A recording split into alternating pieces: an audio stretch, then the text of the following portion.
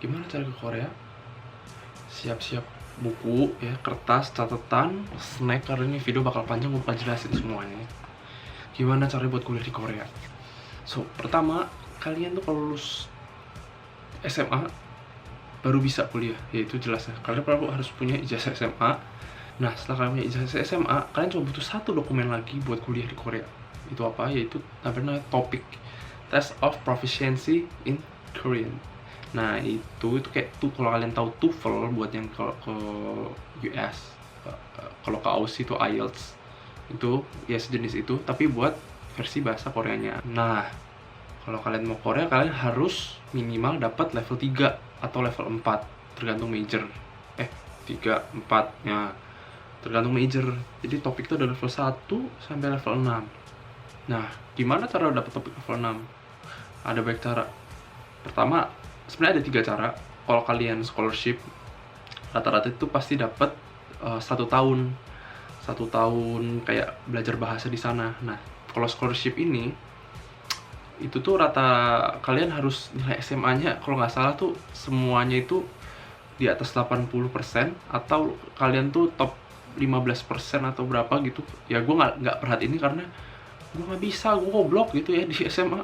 Di SMA nilai KKM gitu, KKM semua 65 atau 70 gitu. Aduh, berat. Jadi gue nggak perhatiin ini. Tapi kalian kalau mau cek beasiswa itu bisa lihat dari KJSP, bisa lihat dari koreastudy.co.kr. Kalian bisa samperin website universitasnya masing-masing, ubah ke bahasa Inggris, ganti ke admission. Kalian cari biasa ada bagian scholarship. Di situ syarat-syaratnya ada semua. Buat kalian yang emang scholarship hunter, ya kan ada kan orang kayak gini. Yang kedua, kalian bisa belajar language institute di Korea langsung dengan apply, dengan bayar. Karena kalian nilainya jelek kayak gua gitu, bayar. Itu tuh biayanya satu semesternya itu mereka per 3 bulan. Jadi itu 90 hari. 90 hari itu rata-rata tuh sekitar 15 juta, 16 juta, 17 juta tiap 3 bulan. Mahal gak? Mahal. Nah, tapi kalian kalau cari yang di negeri, contohnya kayak gue tuh belajar bahasa di Gangwon-dae, itu Universitas Negeri di Gangwon. Itu tuh biayanya kalau nggak salah cuma 3 bulan tuh 14 juta atau 13 juta rupiah gitu. Jadi setahunnya itu sekitar 25, setengah tahunnya sekitar 25 juta. Nah, gue nggak full belajar di sana. Gue itu setahun belajar di Indo, habis itu setengah tahun baru belajar di sana. Jadi gue basic tuh belajar dulu di Indo. Kalian bisa les, gue sih campur-campur ya. Gue les privat, gue belajar juga di internet, gue belajar juga, ya gue coba-coba lah gue segala cara gitu. Nah, akhirnya gue setelah belajar di Indonesia setahun, gue kesana 6 bulan, gue dapat level 4. Nah, dapatlah topik, bisa apply.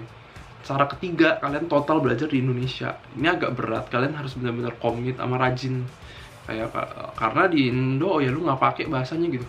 Nah, ini biasanya yang bisa melalui fase ini, orang yang bisa belajar di Indonesia, dapat topik di Indonesia itu orang yang biasa emang suka Koreanya banget gitu. Nah, setelah kalian tahu kan caranya gimana 3 itu, udah dapat topik kalian, apa yang harus kalian lakukan setelah dapat topik? Nah, setelah kalian dapat topik, kalian bisa apply.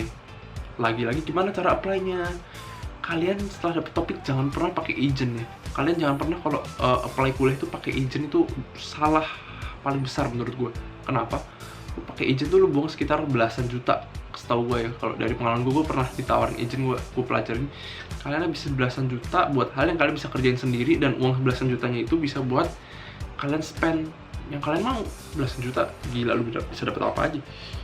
Nah, kalian tuh cukup samperin universitas yang kalian mau. Kalian bisa cari gitu, kayak cari aja top 20 university in Korea, kan pasti ada daftar-daftarnya. Kalian samperin website satu-satunya, search Sogang University, Kyunghee, Seoul National University, KAIST. Terus kalian bisa cari Korea University.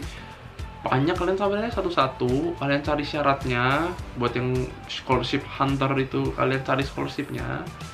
Di situ pasti dijelasin semua. Dan kalau kalian nggak jelas, kalian bisa email tanya-tanya pakai bahasa Inggrisnya nggak apa-apa karena mereka emang terbuka buat foreign student gitu. Nah makanya di website-nya juga jangan lupa kalian ganti dulu ke Inggris, karena kalau yang Korea itu admissionnya syarat buat orang Korea, bukan buat foreign student gitu. Jadi itu sebenarnya sesimpel itu. Kalian udah tanya itu apply, ya udah masuklah kalian, nggak sesusah itu. Yang penting itu topik. Nah kalian tuh harus bisa bahasanya. Nah topik, kalian dapet topik udah tinggal apply. Nah, kalau kalian ada pertanyaan soal cara topik atau tips-tips buat dapet topik itu, kalian boleh tanya di komentar. Mungkin gua mau coba menjawab pertanyaan gitu, Q&A lah ya, walaupun subscriber masih 700 ya. Cuma mungkin buat membantu kalian yang mau kuliah di Korea, silahkan taruh komen di bawah. Gua akan membantu sebisa gua gitu. Gitu aja. See you next video.